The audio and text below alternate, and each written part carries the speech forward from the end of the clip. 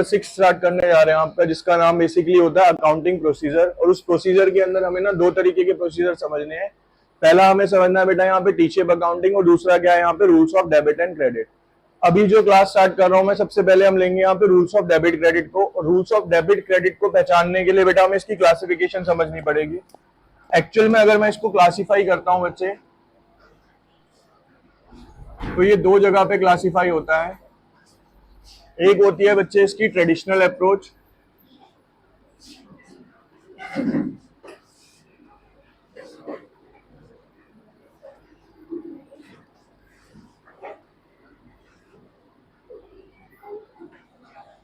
एक होती है इसकी ट्रेडिशनल अप्रोच, और एक होती है बच्चे इसकी क्या है यहाँ पे मॉडर्न अप्रोच।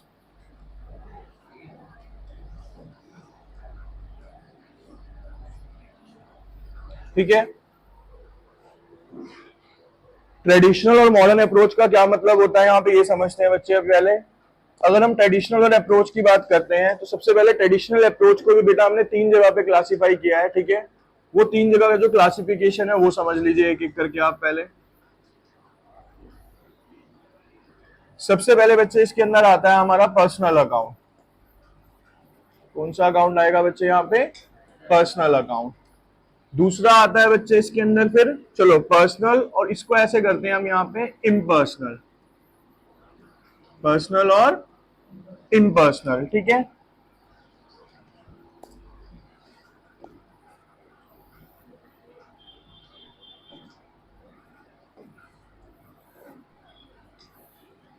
अब देखिए, जब मैं पर्सनल अकाउंट की बात करता हूं बच्चे, तो पर्सनल अकाउंट को भी हमने फर्दर क्लासिफाई किया हुआ है तीन जगह पे। सबसे पहले आता है बेटा इसके अंदर नेचुरल पर्सन,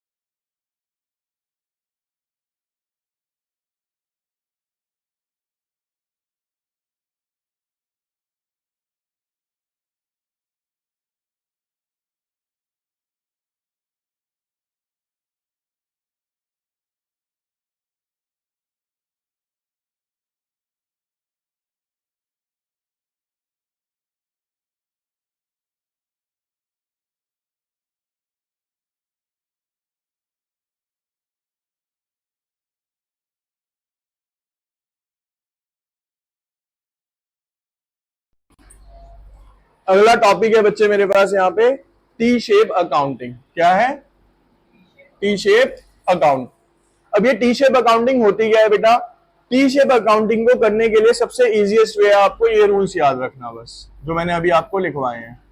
अगर आपको बच्चे ये रूल्स याद हैं, ठीक है, अभी देखना मैं इन रूल्स की बेस पे आपको क्या कर रहा हूं, असेट्स और एक्सपेंस क्या बताए, बढ़ने पे डेबिट, घटने पे, और उसका अपोजिट क्या हो जाता है, डिक्रीज पे डेबिट और इंक्रीज पे। अब देखो इन्हीं रूल्स की बेस पे मैं यहाँ पे आपको सारे टी शेप अकाउंटिंग के क्वेश्चंस भी कराऊंगा, देखेंगे कैसे होंगे वो। पहले क्वेश्चन देखते हैं यहाँ पे। देखिए पहले मैं क्वेश्चन लिख रहा हूं, prepare a machinery account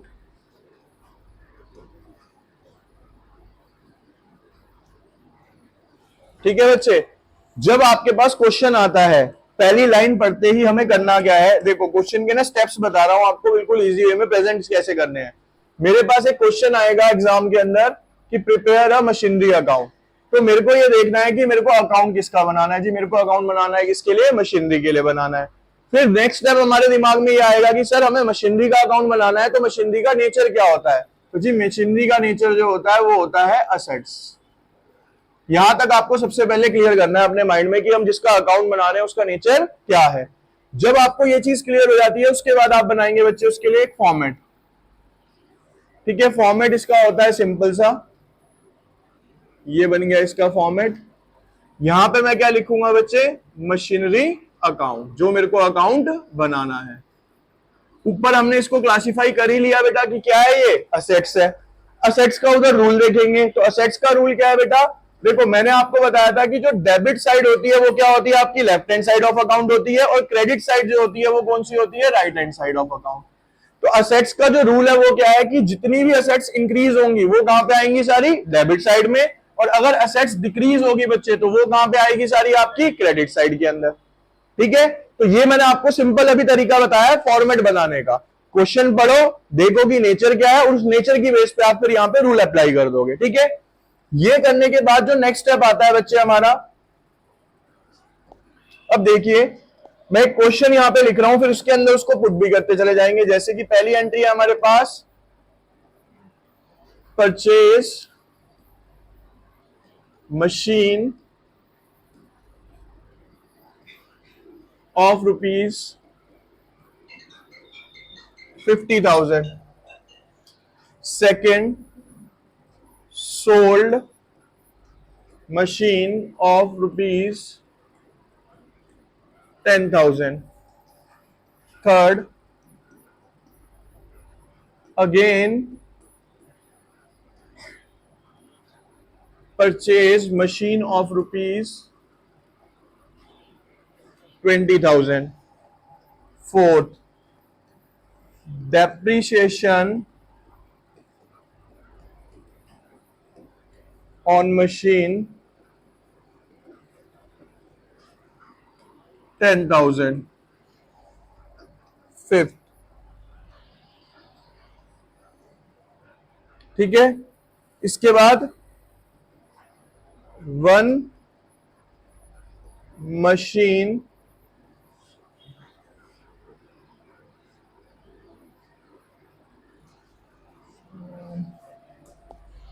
sold of rupees 5,000, या सोल्ड की जगह एक वर्ड यूज करता हूं मैं यहां पे, डिस्कार्डेड। तो सोल्ड मतलब भी डिस्कार्ड का मतलब होता है खत्म करना। हमने मशीन को क्या करा, खत्म कर दिया, यानी उसको बेच दिया। अब जब बेटा इसको मैं सॉल्व करने लगूंगा एंट्रीज को, तो ध्यान से देखिए, पहली एंट्री है बच्चे यहाँ पे मैंने मशीन परचेज करी है। तो जब मैं मशीन परचेज करूंगा तो सिंपल हमें सोचना है कि मशीन इंक्रीज होगी या डिक्रीज होगी। जब मैं मशीन खरीदूंगा तो ऑब्वियस ही बात है मशीन क्या होगी, इंक्रीज ही होगी। तो आप यहाँ पे क्या लिखेंगे बेटा, फर्स्ट एंट्री 2 यूज कर सकते हो आप, 2 कैश। कितने की मशीन खरीदी थी बच्चे मैंने, 50,000। तो 50,000 से मशीन क्या हो गई मेरी, इंक्रीज हो गई। अगली थी सोल्ड मशीन ऑफ रुपीज 10,000, 10,000 रुपए की मशीन बेची है, तो यानी मशीन क्या हो जाएगी, अब डिक्रीज होगी। तो आप यहाँ पे सेकंड एंट्री लिखेंगे बाय कैश कितनी आ गई यहां पे, ये 10,000। Again purchase a machine of 20,000, दोबारा से परचेज करी, यानी कि दोबारा से मशीन क्या हो जाएगी बेटा आपकी, यहाँ पे इंक्रीज हो जाएगी 20,000। अगली है डेप्रिसिएशन ऑन मशीन 10,000। डेप्रिसिएशन आपको कई बार बताया बच्चे मैंने कि डेप्रिसिएशन का मतलब होता है मशीन की वैल्यू में कमी आना। तो मशीन की वैल्यू अगेन क्या हो रही है बच्चे, यहाँ पे कम हो रही है, तो आप यहाँ पे क्या लिखेंगे, बाय डेप्रिसिएशन कितने का लगा बच्चे यहाँ पे 10,000। उसके बाद है one machine sold of rupees या डिस्कार्डेड। डिस्कार्डेड का मतलब भी क्या है, सेल करना ही मैंने आपको बताया, मतलब बेच दिया, खत्म कर दिया हमने बुक्स में से, तो बाय डिस्कार्डेड लिख दो या फिर सेल्स लिख दो। कितने की करी है बच्चे मैंने यहाँ पे, 5,000 रुपए की। ठीक है, तो ये अब हमारा स्टेप खत्म हो गया कि हमने सारी एंट्रीज वहां पे पुट कर दी। उसके बाद इसको बैलेंस करने का तरीका बता रहा हूं, जिनको नहीं पता बच्चे वो ध्यान से देख लेंगे। यहाँ पे हमें बैलेंसिंग हमेशा बेटा दोनों साइड करनी होती है, आमने सामने एकदम। ठीक है, और ये जो आमने सामने पैरेलल में आते हैं, इनका दोनों का अमाउंट क्या होना चाहिए, सेम होना चाहिए। अब ये पहचान कैसे होगी कि कौन सा अमाउंट कहां पे जाएगा, उसके लिए आप सिंपल सा एक टास्क करेंगे। वो क्या करेंगे, आप रफ वर्किंग नोट के अंदर एक जगह टोटल डेबिट का प्लस कर लेंगे और एक जगह क्या कर लेंगे, क्रेडिट का प्लस। तो डेबिट का अगर मैं प्लस करता हूं तो बेटा 50,000 और 20,000 कितना आ गया यहाँ पे, 70,000। क्रेडिट का प्लस करा तो कितना आ गया, 25,000। ठीक है जी, जो ज्यादा है वो हमें दोनों साइड चाहिए, जो ज्यादा है वो हमें क्या चाहिए बेटा, दोनों साइड चाहिए। यानी मुझे बच्चे यहां पे भी 70,000 चाहिए और यहां पे भी क्या चाहिए बच्चे मेरे को। अब ये भाई ये तो है ही 70,000, लेकिन ये कितने हैं बेटा, 25,000, तो मुझे यहां भी 70 करने हैं। तो सिंपल सा तरीका होता है, ज्यादा वाले में से कम को क्या कर दो बच्चे, आप माइनस कर दो। ज्यादा में से क्या करो, कम को, तो ज्यादा डेबिट है ना, तो इसको यहां से आप क्या कर दो बच्चे, यहाँ पे माइनस कर दो, तो ये कितना बच गया, 40। तो यहां पे आपका ये आ जाएगा बाय बैलेंस। कितना निकल के आ गया बच्चे बैलेंस आपका, 40। तो अगर आपसे इस क्वेश्चन में कोई पूछेगा भाई हमारा मशीनरी अकाउंट में बैलेंस कितना है, तो वी कैन से कि हमारा बैलेंस कितना है सर, 45,000 रुपीज मशीनरी के अंदर बैलेंस बचा हुआ है। ठीक है, अगर बच्चे हम इस पहली एंट्री की बात करें, purchase account, purchase machinery to 50,000। अब हम सब जनरल एंट्री कर चुके हैं। जब हम परचेज मशीनरी की एंट्री करते हैं तो हमारी एंट्री होती है बच्चे, machinery account debited, machinery account debited to cash account 50,000 and. ठीक है बच्चे, अब आप ये देखो, जो आपने ये मशीनरी अकाउंट बनाया है, ये मशीनरी अकाउंट है, ये मशीनरी अकाउंट की कौन सी साइड है, तो यानी मशीनरी अकाउंट क्या हो रहा है, यहाँ पे डेबिट हो रहा है। किसकी वजह से डेबिट हो रहा है, टू कैश, वही एंट्री लिखी है हमने यहाँ पे, मशीनरी अकाउंट डेबिट टू, वही वहां पे, इसे ही बोलते हैं जो आप मेरे से बार बार कह रहे हो लेजर पोस्टिंग क्या होती है, ये होती है लेजर पोस्टिंग। ठीक है, यही होती है, सिंपल शब्दों में यही लेजर होता है हमारा, क्या, जो हम जनरल एंट्री कर रहे हैं उसे अपने अकाउंट में पुट करना। जब मशीनरी अकाउंट डेबिट हुआ है तो डेबिट हो गया, किसकी वजह से हुआ है, कैश की वजह से। अब अगर मैं मान लो सेल की एंट्री करूंगा, मशीन की सेल की, तो एंट्री क्या होगी बच्चे, cash account debited to machinery account, क्या होगी, कैश अकाउंट डेबिटेड टू। अब मशीनरी अकाउंट क्या हो रहा है सेल्स के केस में, क्रेडिट हो रहा है, तो आप यहां पे आइए, मशीन अकाउंट सेकंड एंट्री में क्या हो रहा है बच्चे, यहाँ पे क्रेडिट ही हो रहा है। किसकी वजह से हो रहा है, कैश की वजह से हो रहा है। तो जो आप एंट्री वहां पे प्रोनाउंस कर रहे हो ना, बोल के देखो, cash account debit to machinery, तो जब आप इसमें भी देखोगे तो आपको वही होता दिखेगा, cash account debit to machinery. जो आप बोल रहे हो वही वहां पे क्या होगा बेटा, एक तरीके से इंप्लाई होगा, इसे ही बोला जाता है एक तरीके से लेजर अकाउंट। ठीक है, देखेंगे बच्चे इधर क्वेश्चन नंबर सेकंड करेंगे इसमें, जिसके अंदर हमें क्या बनाने होते हैं बेटा, मल्टीपल अकाउंट्स। यानी अभी हमने जो क्वेश्चन करा है वो कौन सा करा था, एक सिंगल अकाउंट का करा था। अब हमें क्या बनाने हैं बच्चे, यहाँ पे मल्टीपल अकाउंट्स बनाने हैं। तो मल्टीपल अकाउंट्स के लिए आप यहाँ पे देखेंगे बेटा, मल्टीपल अकाउंट का मतलब हो गया कि अब एक ही क्वेश्चन के अंदर हमें 2, 3, 4 अकाउंट भी बनाने पड़ सकते हैं। तो अब हमारे पास जो क्वेश्चन है वो ये है, prepare debtor account, creditor account and cash account. यानी आपको एक सिंगल क्वेश्चन में कितने अकाउंट्स बनाने हैं बेटा? हमें 3 अकाउंट बनाने हैं, ठीक है। अब इनके लिए पहले हम ट्रांजेक्शन्स लिख लेते हैं सारी एक एक करके। सबसे पहली ट्रांजेक्शन है बच्चे यहाँ पे कैश सेल्स। कैश सेल्स की बात करी जाए तो वो हमें गिवन है बेटा 50,000। उसके बाद दूसरी ट्रांजेक्शन है sold goods to X on credit. हमने एक्स को उधार में सामान बेचा है बच्चे, कितने का? 80,000 रुपए का। थर्ड एंट्री है cash received from X 56,000। Fourth entry है बच्चे हमारी purchase goods from Y on credit. Goods purchase करे बेटा हमने 44,000 के। फिफ्थ एंट्री है बच्चे हमारी यहां पे पेड टू वाई, वो है बेटा हमारे पास 30,000। और सिक्स्थ एंट्री है बच्चे हमारी इसके बाद कैश परचेज फ्रॉम वाई,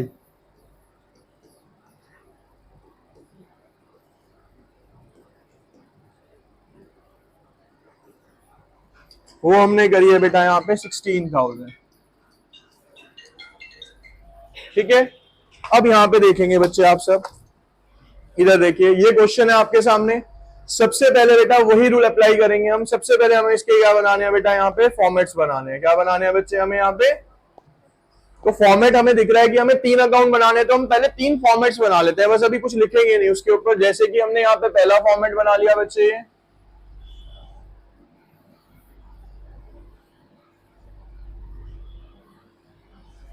दूसरा फॉर्मेट,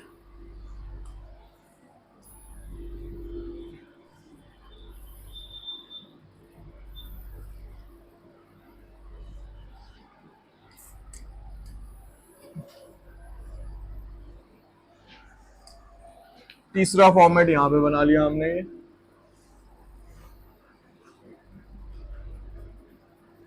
ठीक है, ये 3 फॉर्मेट बनाने के बाद जो जो उसने बनाने को कहा है वो लिख लो वहां पे। जैसे कि मैं सबसे पहले यहाँ पे ना कैश लिख लेता हूँ, क्योंकि कैश में ट्रांजेक्शन्स क्या होंगी? ज्यादा। उसके बाद मैं बना लेता हूँ यहाँ पे किसका बेटा? डेटर का। और उसके बाद बना लेते हैं बच्चे हम यहाँ पे ये again debit side, debit side, और ये भी डेबिट साइड, ये क्रेडिट, क्रेडिट और क्रेडिट। ठीक है बच्चे। अब हमें बेटा सबसे पहले जिसका अकाउंट बनाने है उसका क्या सोचना है? हमें नेचर सोचना है। तो कैश का नेचर है असेट्स, कैश का नेचर है तो असेट्स का रूल लगा देंगे, बढ़ने पे डेबिट घटने पे क्रेडिट। अगला है उसके बाद डेटर, डेटर का नेचर है असेट्स, असेट्स का नेचर अगेन बढ़ने पे डेबिट घटने पे क्रेडिट। क्रेडिटर का नेचर है लायबिलिटी, लायबिलिटी का नेचर है घटने पे डेबिट बढ़ने पे। यहां तक क्लियर? अब उसके बाद नेक्स्ट स्टेप है एंट्रीज को समझेंगे। सबसे पहले बेचा यहाँ पे है कैश सेल्स। बेटा कैश सेल्स सुनते ही हमें एक चीज क्लियर बनानी चाहिए कि डेटर कौन है? जिसको उधार में बेचा है। क्रेडिटर कौन है? जिससे उधार में खरीदा है। यही है ना? तो जब मैंने कैश में सेल करी है दैट मींस ना तो डेटर पे इंपैक्ट पड़ना है ना ही क्रेडिटर पे इंपैक्ट पड़ना है, सीधा सीधा ये एंट्री जाएगी इसके अंदर कैश में। अब मैंने कैश में सेल करी है, तो जब मैंने बच्चे कैश में सेल करी है तो पैसा आया है। तो जब पैसा आया यानी कि पैसा इंक्रीज हुआ होगा, तो बच्चे हम एंट्री करेंगे यहां पे। फर्स्ट एंट्री हो जाएगी टू सेल्स अकाउंट। कितने की करी है बेटा? 50,000। तो कैश में कितने आ गए यहां पे? 50,000। ठीक है। नेक्स्ट ट्रांजेक्शन देखिए, sold goods to X on credit. मैंने अब एक्स को उधार में माल बेचा है, दैट मींस मैंने एक्स से पैसे लेने हैं। एक्स क्या है बच्चे मेरा यहाँ पे? डेटर बन गया। एक्स क्या बन गया बेटा मेरा यहाँ पे? ये पहचान भी आपने खुद से करनी है पहले कि एक्स क्या बना मेरा? डेटर बना। अब एक्स को जब मैंने उधार में सामान बेचा दैट मींस मेरे डेटर्स क्या हो गए बच्चे? इंक्रीज हो गए। डेटर्स क्या होगा यहाँ पे? तो सेकेंड एंट्री के अंदर टू सेल्स कितने का सामान बेचा है बच्चे? 80,000 रुपए का। तो 80,000 यहां पे आ गए। क्लियर है ये एंट्री? अगली एंट्री ध्यान से सुनना उसमें। अब cash receive from x, x ने मेरे को 56,000 रुपीज दिए। बेटा एक्स है कौन? हमारा डेटर, जिससे मैंने पैसे लेने थे। तो 80,000 में से 56,000 उसने मेरे को दिए। तो पहली बात, जब उसने मेरे को पैसा दिया तो कैश क्या हो गया होगा? मेरे पास बढ़ गया होगा। तो यानी कि एक तो ये यहां पे आएगा कैश अकाउंट में 2x 56,000। और क्योंकि डेटर ने मेरे को पैसा दे दिया है तो डेटर्स क्या होगा मेरे? कम हो जाएंगे। तो थर्ड एंट्री यहां पे भी आएगी, किसके नाम से आएगी? वो बाय कैश अकाउंट कितना? 50। अब आपको ना यहां पे थोड़ा सा लेजर भी लिंक करा देता हूं मैं। देखो, अगर मैं इस नॉर्मल एंट्री को करूं कैश रिसीव फ्रॉम एक्स, तो अगर इसकी मैं जनरल एंट्री करूंगा बच्चे तो क्या करूंगा? कैश अकाउंट डेबिट टू, यही एंट्री है ना जनरल। कैश अकाउंट क्या हो रहा है बेटा? डेबिट। तो कैश अकाउंट में देखो यहां पे भी क्या हो रहा है? ये डेबिट। किसकी वजह से हो रहा है? एक्स की वजह से। एक्स अकाउंट क्या हो रहा है बेटा? यहाँ पे क्रेडिट। किसकी वजह से हो रहा है? कैश की वजह से। तो एक्स अकाउंट में देखो क्या हो रहा है? ये क्रेडिट। किसकी वजह से हो रहा है? वही प्रेजेंट कर रहे हो जो आप जनरलाइज कर रहे हो। ठीक है, जो आप बोलोगे वही यहाँ पे क्या हो जाएगा? एज इट इज पुट हो जाता है। ठीक है, इसके बाद नेक्स्ट एंट्री है बच्चे यहाँ पे कि purchase goods from 4,000 on credit. Y से बच्चे मैंने 44,000 रुपए के गुड्स उधार में खरीदे। तो मैंने जब बेटा उधार में खरीदे तो वाई क्या बन गया मेरा? यहाँ पे क्रेडिटर बन गया।